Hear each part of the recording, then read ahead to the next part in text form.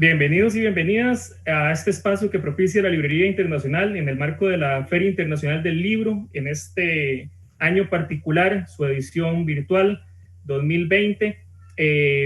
Hoy vamos a conversar sobre el libro Diario de la Histeria de Ana Gabriela Peña Valle. Nos acompaña Ana Beatriz Fernández, quien es periodista, actriz y escritora. Ha sido consultora del Ministerio de Cultura y Juventud en prensa y comunicación para distintos programas, periodista en la sección de cultura del Semanario Universidad. Desde el año 2018 conduce el programa Desayunos de Radio Universidad, publicó el poemario Anís Verum, Bitácora Poética, en el año 2013, fue galardonada con el Premio Nacional Aquileo J. Echeverría como mejor actriz debutante en el 92. Junto a sus colegas del Semanario Universidad, recibió el Premio Nacional de Periodismo Pío Víquez en el año 2019.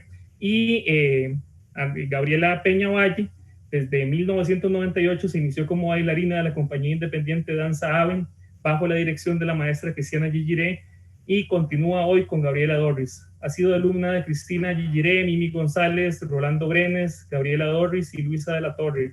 Desde el 98 integra los espectáculos de Danza Aven en roles principales y ha puesto en escena coreografías de su propio cuño, así como trabajos en conjunto con Dorris. Ha bailado en el Festival de Coreógrafos, en el Festival Nacional de Danza y en el certamen Semilla. Participó en el video Danza de Gilde Hidalgo en la casa de Bernarda Alba. Ha participado en talleres de escritura con Luis Chávez e hizo algunas publicaciones en la revista de Lenguas Modernas de la UCR. Estudió Derecho en la Universidad de Costa Rica y actualmente ejerce como abogada en su práctica privada centrada en el derecho de familia. Y bueno, el tema de Diario de la Histeria es el libro con el que debuta Gabriela Peña Valle. Nos tiene muy contentos. Es un libro particular, una apuesta arriesgada en cuanto a su estética, a su poética. Y bueno, un libro que se marca en una narrativa de mujeres muy particular, donde figuran Margot Glantz, Clarice Lispector, Marosa Di Giorgio. Y bueno, es un lujo que esta ya ha sido una publicación de Encino, con la cual estrenamos este año particular. Y bueno, sin más, los dejo acá con Ana Beatriz y Gabriela para que conversen. Muchísimas gracias. Gracias, Juan. Muchas gracias y bueno, ¿cómo estás, Muy Gaby? Bien, muy emocionada, ya vi que me chillé. Además estabas comentando tras bambalinas que te sentís un poco como cuando vas a salir a escena. Vos sos bailarina. Sí, yo... Y bueno. ¿Ah? No, adelante. Eso que te iba a decir que, bueno, conozco un poco esa sensación porque también he trabajado como actriz hace muchos años y bueno, ya en este momento estoy retomando y por un periodo lo dejé de hacer, pero me encanta esa sensación como de lo inesperado, la incertidumbre. Sí, ¿verdad? Así es, lo inesperado, la incertidumbre y al final resolver en el sitio el problema escénico, que es para lo que uno se prepara, porque uno podrá aprenderse 1000 cosas, pero cuando uno está ahí, es otra historia, es otro mundo. Yo le llamo la cajita negra. Es un sitio donde uno lo que hace es tener un diálogo con una misma, ¿verdad? A veces, o cuando uno empieza en el escenario, cree que es una muestra, un grito al público, cuando en realidad se trata de hablar con el cuerpo. Bueno, precisamente eso que decís de hablar con el cuerpo y de hablar con vos misma, tu libro Diario de la Histeria me parece que anda por ahí, que ese es un poco el tono que tiene, es como una reflexión, conversación con vos misma de un momento que, te lo decía yo en algún momento, me da la sensación de estar viviendo un periodo o una época de angustia y de ansiedad. Y bueno, no sé si esto es lo que refleja la escritura tuya en el libro. Bueno, vamos a ver. Efectivamente, el libro se aborda desde la investigación, no, porque esa es una palabra muy racional, desde las sensaciones. Entonces, la forma en que traté de escribirlo es creando este personaje, esta mujer, definitivamente es un personaje que es femenino, que aborda el mundo a través de las sensaciones físicas. Es decir, desde un estrato primario, muy, muy físico, muy corporal, y a partir de estas sensaciones se hace un relato del día a día, por eso es un diario. Sí, se abordan sensaciones o emociones como la angustia, como la ansiedad, pero también hay hastío y hay enojo, hay mucho enojo, pero lo interesante de esto, o por lo menos para mí lo que resultó interesante, fue tratar de exponer todas aquellas, ahora sí, emociones que de pronto como mujeres nos dicen, no, las mujeres no se enojan, las mujeres no golpean la mesa, las mujeres no estorban, las mujeres se mantienen, las mujeres están aplomadas, y no es cierto. No es cierto, esa obligación no es cierta. Y, y el cuerpo es el que nos dice que eso no es así.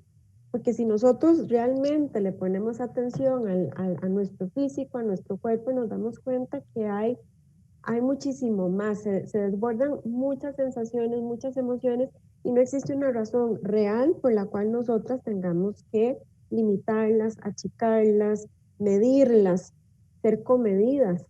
Es una obligación social que de alguna manera o de muchas maneras tenemos todavía encima. Entonces, lo que descubrí en el proceso de escritura es el poder de la vulnerabilidad. Cómo la vulnerabilidad, que se ha entendido como algo negativo, como algo que no debería suceder, como algo que no debe ser, en realidad es un arma secreta, es un arma poderosísima, porque a través de ello generamos mucha energía y sobre todo energía de cambio. Digo, desde ahí es de donde yo lo vi, lo viví, y sí toca temas tal vez no cómodos, toca temas que no gustan, temas tal vez que podrían ser no bonitos, pero además la estética no tiene que reinar en la belleza. En realidad, yo creo que las expresiones que pretenden ser artísticas o las que son efectivamente artísticas, lo que tienen que lograr es generar una reacción en la persona que está recibiendo eso. Si la producción, la obra, el trabajo, la literatura, la pintura genera una reacción, ya hay una comunicación. Sí, yo diría que generar una reacción, yo le llamo a eso como o sea, que te genere, que te conmueva. Uh-huh.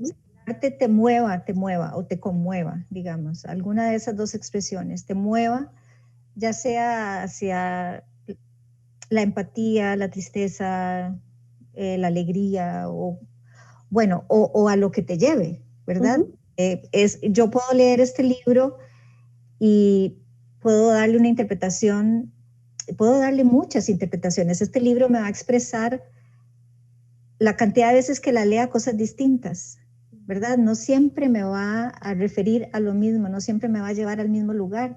Y eso me parece de una gran riqueza. Y volviendo al tema de tu parte como bailarina, de vos y tu vocación como bailarina, el libro también expresa el cuerpo, la corporalidad, el cuerpo que yo creo que en este momento históricamente las mujeres estamos cada vez más adueñándonos de ese cuerpo, apropiándonos, porque ese cuerpo, y yo diría que la totalidad de las mujeres hemos sido de otros, ¿verdad?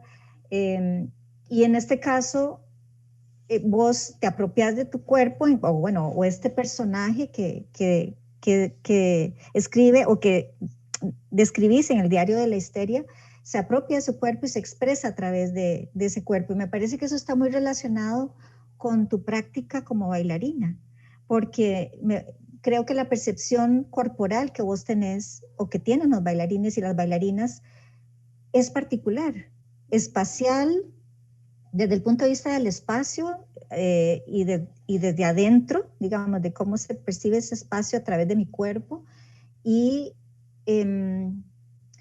sí, básicamente eso, ¿verdad? Y no sé si esto te mueve a responderme. Claro. No, no, por supuesto. Efectivamente, la idea es mover lo que haya adentro, como sea que se llame. Y también tengo que contarte que, por ejemplo, algo que a mí me sorprende y no, me sigue sorprendiendo siempre es cómo hay expresiones artísticas sin palabras, como la pintura y como la danza, que generan tantas cosas. O sea, uno se para al frente de una pintura que realmente lo mueve a uno a un lugar y uno se emociona. Yo me emociono, o inclusive ante una coreografía que no tiene palabras, que es movimiento, que es tan, si se quiere, tan abstracto, y uno realmente siente una empatía con esa persona que está en el escenario, con ese grupo que está en el escenario, uno siente una conexión. Entonces sí, a mí me llama particularmente la atención cómo existen estas expresiones y por qué existen sin palabras que logran generar enlaces. Ahora bien, volviendo al tema del cuerpo, sí, por supuesto que cuando uno ha trabajado con el cuerpo existe una propiocepción importante.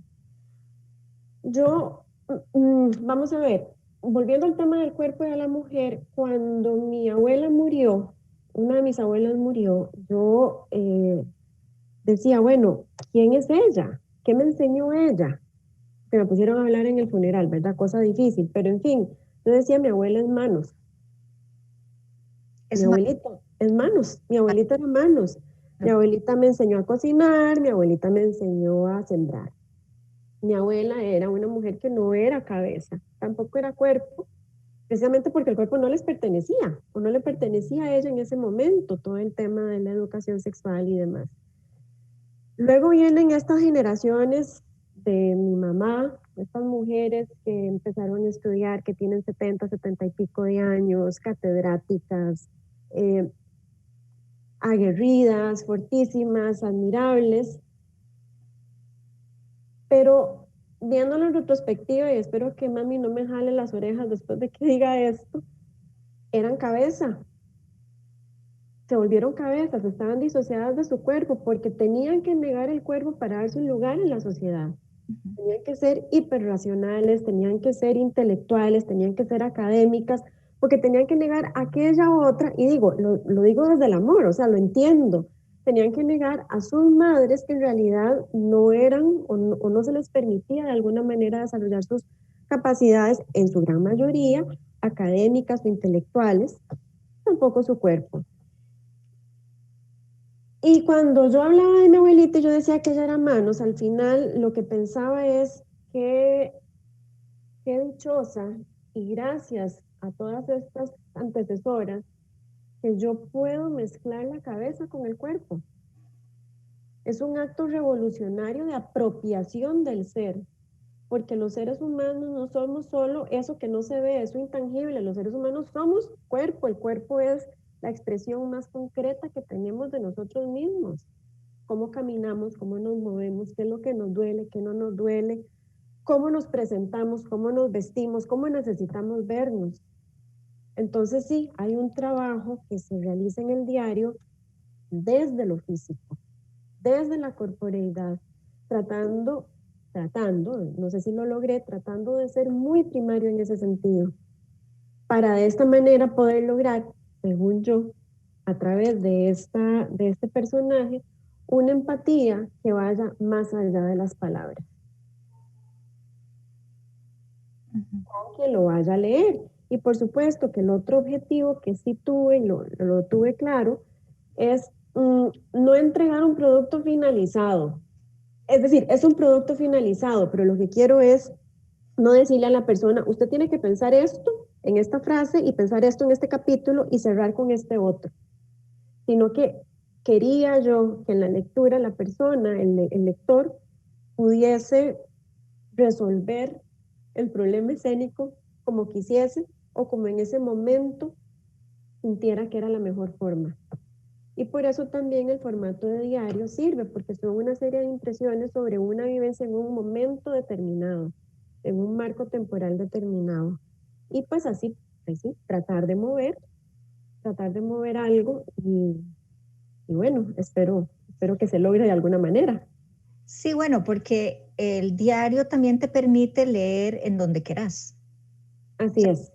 Leer el día 34 o el día 3 o el día 5 y leer solamente eso. Por ejemplo, no tiene una estructura lineal progresiva, aunque podríamos decir que sí tiene cierto cierre, o sea, hay un cierre en la última entrada de ese diario tiene un cierre. A propósito de eso que estabas diciendo de tu abuela, me recordaste que mi abuela también era manos. Manos, pero también por otra razón, y es que ella leía el rosario, decía el rosario, o sea, ¿verdad? Lo recitaba, y yo me acuerdo pequeña estar con ella en su cuarto, acostada a sus pies, ella con el rosario, que más que hacer un rosario era como una especie de meditación, entraba como de meditación, muy interesante, que yo descubrí eso después, ¿verdad? Chiquilla yo la veía que rezaba y rezaba y decía esto y era como era una musicalidad, una cadencia, un ritmo, ¿verdad? De las oraciones que decía. Y pensé también que en tu práctica como bailarina, y eso me lo mencionaste vos también en una conversación previa, hay cadencia, hay ritmo, hay musicalidad en tu texto. Y eso es muy propio también de la prosa poética, ¿verdad? Porque me parece que está abordado desde la prosa poética, podríamos decir.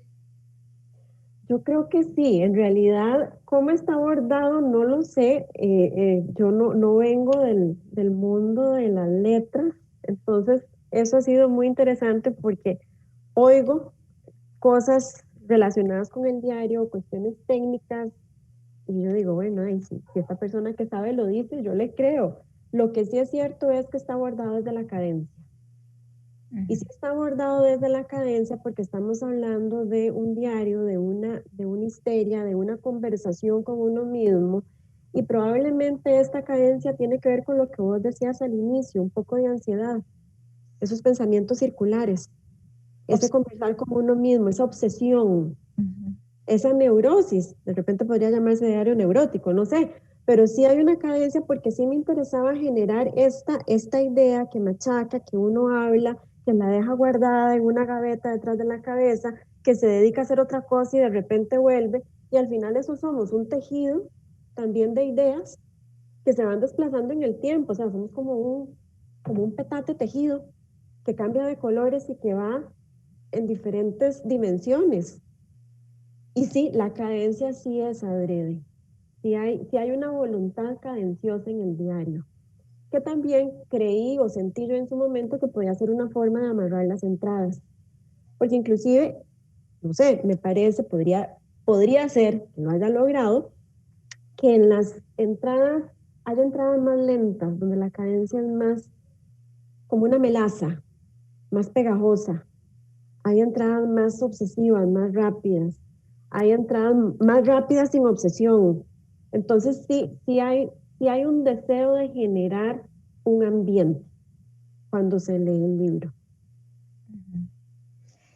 Ahora mencionaste esto del que el diario se podría llamar el diario de una neurosis o de la neurótica. No lo sé, yo creo que el nombre es perfecto.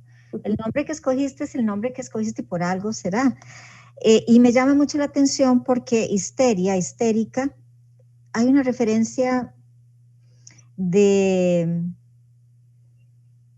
imaginario machista, voy a decirlo, no me gusta mucho usar estas, ¿verdad? Porque puede generar resistencias también. Pero hay en el imaginario machista, las mujeres podemos ser histéricas o tenemos una tendencia a la histeria. Es que sos una histérica porque te expresaste más allá de lo que te permite la sociedad o la socialización o el mandato o lo que fuera, eso que estabas hablando también hace un rato. Y bueno, a mis manos llegó este libro justamente en un momento, yo creo que yo te conté eso en un intercambio que tuvimos, en que, bueno, alguien me había dicho que yo era histérica. Y yo me preocupé muchísimo. Yo dije, wow, porque eso tiene una connotación, bueno, muy pesada. Y me gustaría saber qué vos pensaste en este término, que tiene todo ese peso tan psicológico y social tan fregado para las mujeres, ¿verdad? Claro, sí, y sí tiene toda, sí es adrede. Bueno, histeria, de su origen lo que significa es útero. ¿Sí? Histeria, útero. No es malo, no es bueno, es como decir corazón, estómago, colon, no sé, nariz. Luego histeria se convirtió en una enfermedad asociada a lo femenino. Entonces ahí empieza una cuestión bastante más grave. Pasa el tiempo y por lo menos en este contexto, histeria es un insulto. Vieja histérica, mujer histérica, es un insulto para una mujer que, como decís vos, en el momento en que no hace caso es una histérica, es una condena. Hay otra palabra que sabemos cuál es, que se relaciona también con la condena a la mujer. ¿Y qué pasa si a mí me da la gana aceptar la histeria como una vulnerabilidad que me hace poderosa? ¿Qué pasa? Eso de repente es más revolucionario. Digo, no que lo haya hecho, pero podría ser inclusive más revolucionario decir, sí, perfectamente. Decís que soy histérica porque lloré, o decís que soy histérica porque me alteré en una mesa, decís que soy histérica porque dije hasta aquí. Está bien. Porque reclamé. Porque reclamé, porque golpeé la mesa, porque dije no, porque puse un límite. Exacto. Y de repente esa devolución de sos histérica me deja en una situación vulnerable donde yo digo, yo no quiero ser histérica, yo no quiero que se me llame así. Y entonces, ¿eso qué significa? Negarme, masculinizarme para lograr algo. ¿Por qué? Acepto el útero, acepto la histeria, la acepto y la presento y la narro. Y quien la quiera recibir, bien, y quien no la quiera recibir, pues también. Pero ahí está, y no tiene que ser malo. Entonces sí hay una relación, o sí fue adrede el título del libro, con este tema de la histeria, con este tema de la vulnerabilidad, con este tema del ser femenino. Las palabras tendrán el contenido que nosotros decidamos darle a las palabras. Y en este caso yo opto porque histeria no tenga un contenido negativo. Es y somos. Entonces, más o menos por ahí es el tema, va el tema, por ahí marcha. Y luego, digamos, a mí me referenció el texto a la tradición judeocristiana, a el peso que tiene ese mandato de ser mujer, de cómo las mujeres tenemos que ser mujeres. Y mi percepción es que las mujeres hemos tenido que abandonarnos para ser mujeres. Frente o por la religión, las religiones judeocristianas, digamos, la religión católica y otras, las evangélicas, etc. Y en algún momento del libro vos decís, yo soy una bestia y bramo. No soy presa. No me sé muy bien el texto, estoy parafraseándolo, pero yo no soy una presa, no soy un ratón, no soy una presa, soy bestia, soy una bestia que brama. O sea, vuelvo al tema este de golpear la mesa, digamos, o decir, aquí estoy yo tengo mi lugar, y como mujer o como cualquier otro género, tengo tanto derecho a tener una vida propia, a tomar mis decisiones. Cometer errores, a ser imperfecta. Ser vulnerable como... Ser vulnerable. ¿no? Sí, efectivamente lo que dice la frase es, querés jugar al gato y al ratón, pero yo no soy la presa, yo soy la bestia que brama. Yo soy la bestia que brama, exacto. Uh-huh. Sí, nos gusta a los seres humanos tener normas, normarnos, es normal, es parte normal de la consolidación de una comunidad, nos interesa y nos da calma. Pero bueno, esas normas a veces no son las que hacen que en la búsqueda de la felicidad de cada ser humano, que es tan diferente, satisfagan a esas personas. Y se vale salirse de esa norma, siempre y cuando bueno, haya respeto al resto de las personas, o sea, no estamos hablando aquí de una apología al delito ni mucho menos. Pero tenemos derecho a construir nuestras vidas, así como he dicho yo que también tenemos derecho a vivir nuestro feminismo. No hay uno, sino que es una cuestión que es transversal, que nos atraviesa y que cada una tendrá que buscar la forma en cómo vivirlo. No debería de existir un mandato diciéndonos tenés que hacer esto y esto y esto, no. Es caer exactamente en lo mismo. Y no hay nada más maravilloso que la individualidad. Justamente eso es lo maravilloso de la humanidad, bueno, de la vida. No hay dos cosas iguales, no hay dos seres iguales. Y bueno, pues resulta que eso hace que no seamos presa, que no seamos el ratón. Eso hace que nosotros decidamos a dónde nos queremos colocar. Uh-huh. Y bueno, parte también de ese posicionamiento tiene que ver con que nos condenaron por querer comer del árbol del conocimiento. Así es. Así es. Nos condenaron por querer conocer, por querer saber, por querer opinar, por querer tener una opinión, por querer decidir de una forma. Y nuevamente, todo se vale. O sea, todo se vale. Si yo por A o por B y decido ser una señora que quiere tener hijos, se vale. Nadie tiene derecho a reclamar con respecto a ello. Igual, si soy una persona que decide no tener hijos y trabajar, se vale. Nadie tiene por qué opinar. ¿Por qué se siente este derecho a opinar sobre la vida de las mujeres? ¿Por qué? Es muy fuerte. Que cada una busque su camino y que cada una sea feliz. Es lo mejor que podemos dejar en el mundo, esta sensación de, bueno, estoy tratando de hacer lo que me llena más. Estoy tratando de buscar lo que me genera mayor satisfacción. Estoy tratando de encontrarme. Al final estoy tratando de tener este diálogo conmigo, como decía al inicio. No estoy tratando de lucirme ante nadie, estoy tratando de ser genuina, pero no es genuino, estoy siendo diferente, no, genuina porque me estoy escuchando, genuina porque hay una propiocepción, no solo física, sino emocional. Uh-huh. Pensaba que esto del estilo que tiene el libro es muy interesante porque volviendo al tema de las letanías o del rezo del rosario o de esta cadencia, el libro incluso tiene un capítulo o una entrada que se llama letanía, ¿cierto? Uh-huh. Uh-huh. Y me gustaría volver al tema esto de cómo abordar un estilo, cómo se construye un estilo. En tu proceso creativo,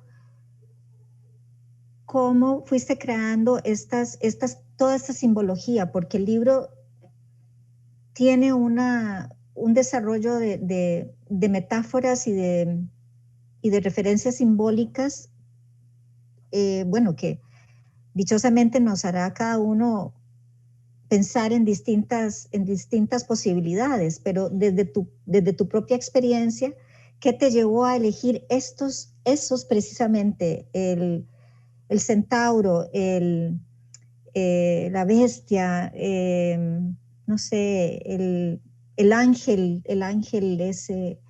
ese lugar que escoges como un lugar de las tinieblas? No sé, es esta serie de referencias simbólicas y metafóricas que haces en el libro. No estoy muy clara. No estoy muy clara cómo llegué a ella. La verdad sería mentir. Lo que sí, vamos a ver. La razón por la cual llegué a ellas, sin poder decir por qué llegué a ellas, es porque en el proceso de escritura lo que hacía era cuando me sentaba a escribir, ¿verdad? Porque tenía un horario de cuáles días escribía, era decir, ¿cuál fue la sensación más importante en estos días? Ok, perfecto, esta fue la sensación. Ahora sí, concéntrese, ¿cómo la siente en el cuerpo? ¿Cómo se siente el miedo en el cuerpo? ¿Cómo se siente el hastío en el cuerpo? Pero no cómo lo pienso, cómo lo siento, cómo se siente el miedo, se siente como erizo, se siente que flota uno, se siente que lo tiran al aire, que lo dejan caer y que se sube el estómago, se siente cuando uno sueña que va persiguiendo algo y no se puede uno mover. Entonces, darme permiso de entrar en ese lugar me abrió las puertas de encontrar toda esta simbología y quizás que el libro fuera un poco más hermético. Pero fue una cuestión no planificada, fue realmente muy orgánica, por llamarlo de alguna manera. O sea, al permitirme adentrar en este mundo, al permitirme adentrarme en este mundo de sensaciones, se abrieron otras puertas, es lo que quiero decir. El ritmo fue más fácil lograrlo, las imágenes, esta cuestión onírica, la oscuridad, las cavidades torácicas, era mucho más fácil llegar ahí porque era lo único que tenía en mi poder para poder expresar estas sensaciones y poder contar una historia de estas sensaciones. Claro, tenías que encontrar el vocabulario más preciso para describirlas. Exacto. Ahora, es una apuesta arriesgada, como decís vos. Es porque el lector y la lectora tiene que estar comprometida con el texto para seguirte en esa propuesta, en ese juego, en esa cosa lúdica que estás vos planteando. Y no es sencillo, o sea, ¿verdad? Me exige, a mí como lectora me exige. Hay un tema que yo lo he dicho siempre, y lo digo abiertamente. Yo este diario lo hice, este libro lo hice sin pensar en hacer un libro. Fue una cuestión accidental. Estaba haciendo un taller con Luis Chávez, empezamos a hacer un trabajo, empecé a escribir, se formó y me dijo, aquí hay un libro. Y yo le decía, no hay un libro. Me decía que sí, que hay un libro. Y yo, no hay ningún libro. Entonces, el proceso de la escritura en ese sentido fue muy liberador porque no estaba esperando nada, no lo estaba haciendo por algo, lo estaba haciendo porque quería, como quería. Fue muy libre, fue muy bonito, fue muy bonito. O sea, agradezco a la vida haber podido tener esta experiencia porque lo hice en la privacidad de dos personas, de un taller, sin esperar nada al respecto. ¿Y ese fue el proceso de edición o sufrió un proceso de edición posterior o cómo trabajaste la edición del libro? Porque me imagino que esto es todo un tema cuando uno va a publicar un libro, ¿no? Sí, bueno, cuando Luis decidió que si había un libro, yo estaba en negación, empezamos a revisarlo, ¿verdad? Trabajé la edición para tallar un poco mejor las ideas, para tallar los ritmos, pero era un juego, siempre fue un juego. Yo estaba convencida de que no iba a salir. Es más, a mí decirle el libro me cuesta, le digo el diario o las tareas, porque para mí nunca fue un libro, entonces verlos como asusta. Siempre fue lúdico. Inclusive, ahora me acabo de acordar que cuando Luis me dijo, bueno, tenés que decidir si vas a acabar el libro o el libro te va a acabar a vos, o sea, ¿cómo lo vas a terminar? Más o menos esa fue la idea. Yo le dije, bueno, no, lo voy a terminar porque sí es muy cansado. O sea, este diario sí resultaba muy cansado porque era un esfuerzo importante, como casi de meditación físico. Yo que terminaba realmente cansada.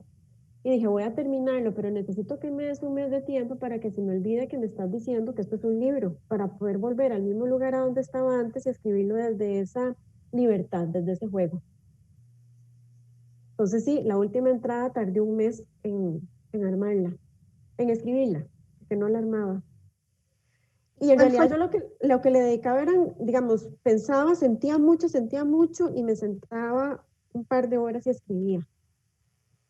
lo revisaba con Luis, editaba, lo volvía a revisar y ese era cadencioso el proceso.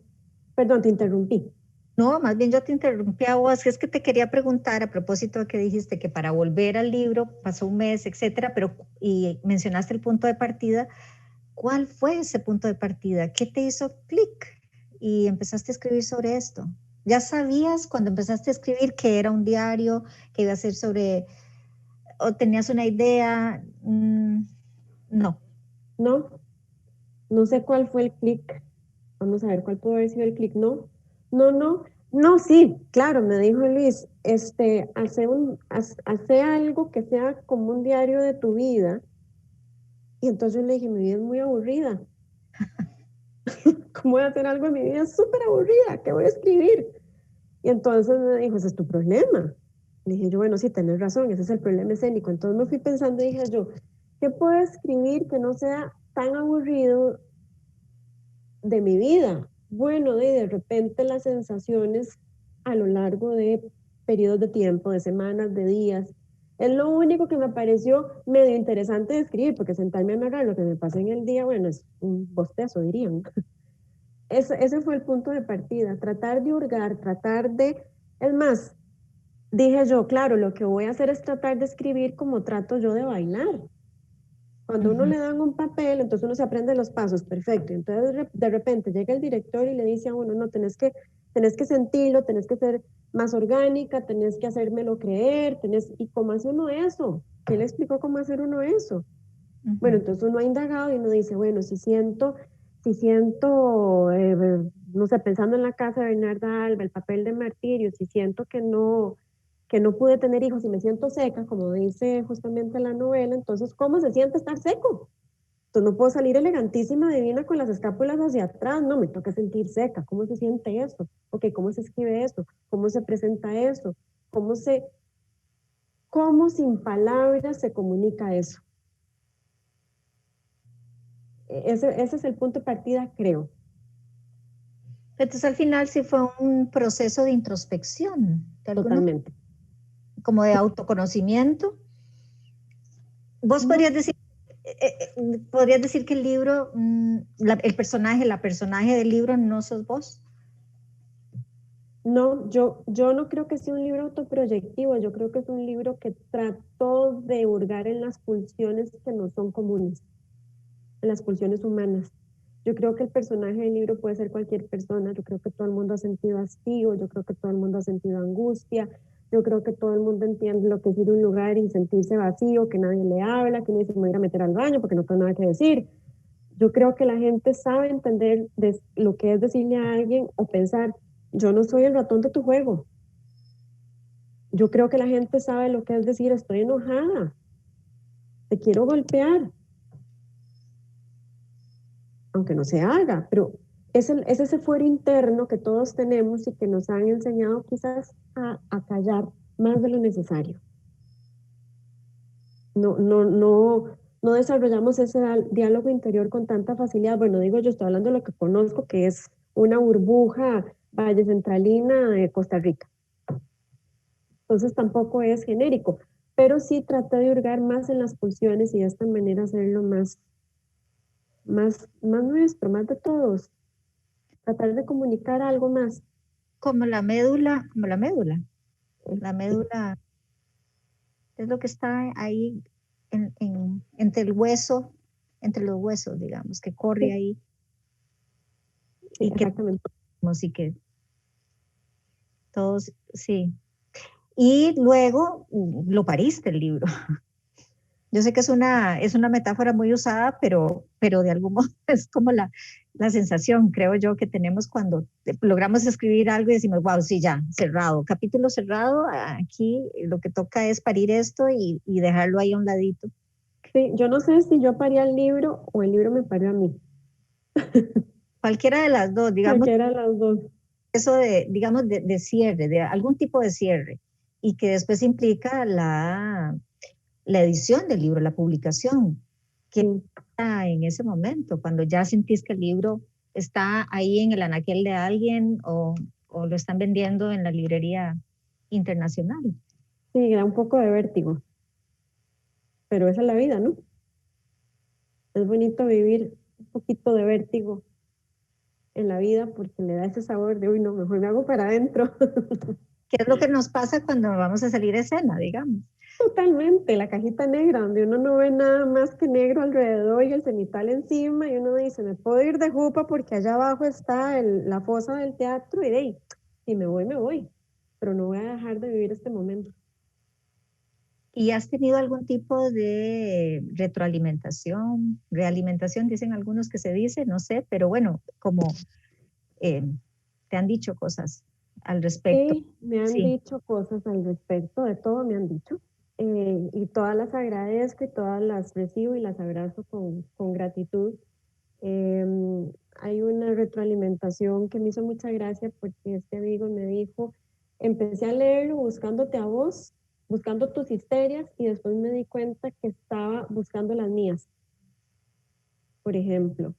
O hay personas que me han dicho, no entendí de qué va, cuál es el final, en qué termina. Y eso Ujú. me encantó esa retroalimentación porque yo dije, justamente lo que quiero es que no termine en mí, tiene que terminar en quien lo va a recibir. Eso es lo que yo quiero, que quien lo reciba lo acabe, lo dijera, es un diario. Y como decía en otra ocasión, quien dice que la vida tiene un principio y tiene un final, pero nosotros no hacemos un guión de nuestro final, de nuestra vida, no hacemos el guión del día a día, las cosas suceden y ya. Y nadie dice, bueno, me voy a preparar para morir, voy a morir. El libro se va a acabar, voy a cerrar el telón.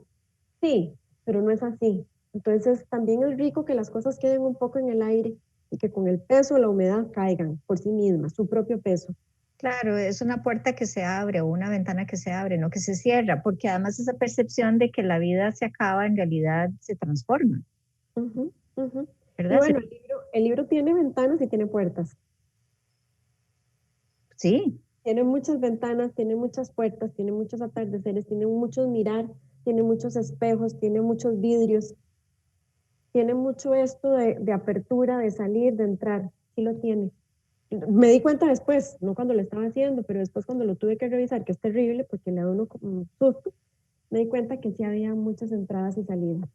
y además tiene esto de lo cíclico, porque habla sobre atardeceres, por ejemplo, que es una cosa que me llama mucho la atención porque yo te sigo en Instagram y vos tomas fotos de atardeceres, te gustan mucho los atardeceres. Me encantan los atardeceres y dicen, lo voy a decir mal porque no lo sé decir bien, pero el búho de Minerva volaba al atardecer.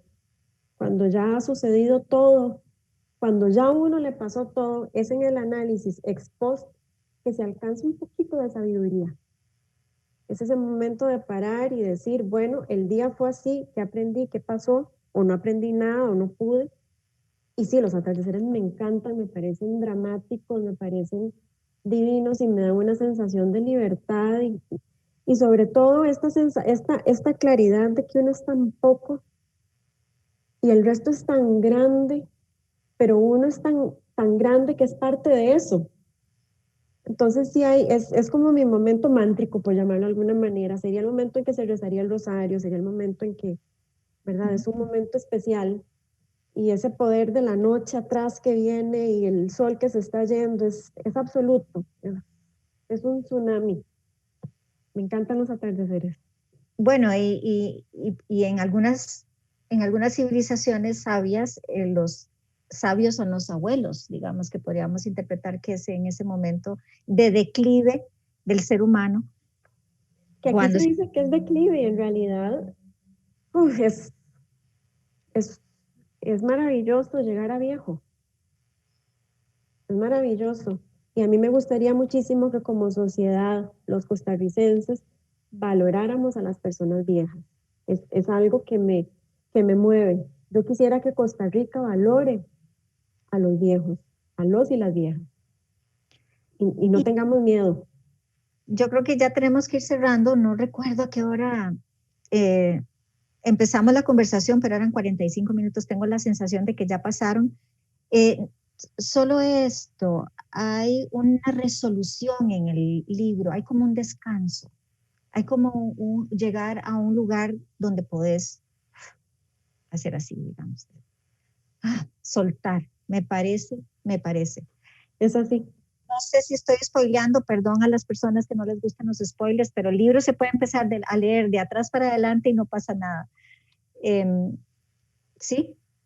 Es así, finalmente llegamos al atardecer. El libro empieza en la madrugada. El libro empieza en la madrugada, la página 1 es en la madrugada. Y pasarán días, y vuelve a amanecer, pero al final, el momento de cierre, sí hay no hay una entrada específica, que se diga, aquí se cierra, pero sí se siente donde uno dice, bueno, acepto esto, acepto esta vulnerabilidad, y el cierre del libro sí es al atardecer. Sí, hay un descanso. Hay un descanso. Muchísimas gracias por esta conversación maravillosa. Ana Gabriela Peña Valle, estábamos hablando del Diario de la Histeria, que está a la venta en la Librería Internacional, y esta conversación ha sido gracias también a la Feria Internacional del Libro 2020, Costa Rica 2020 virtual, que se celebra del 26 de noviembre al 6 de diciembre, de manera virtual, absolutamente virtual. No es presencial este año, pero bueno, sabemos que es por razones pandémicas. Y pues es una lindísima noche. Nos estamos conectando. Muchas gracias a vos, muchas gracias a la Librería Internacional, muchas gracias a Juan y que pasemos una bonita noche.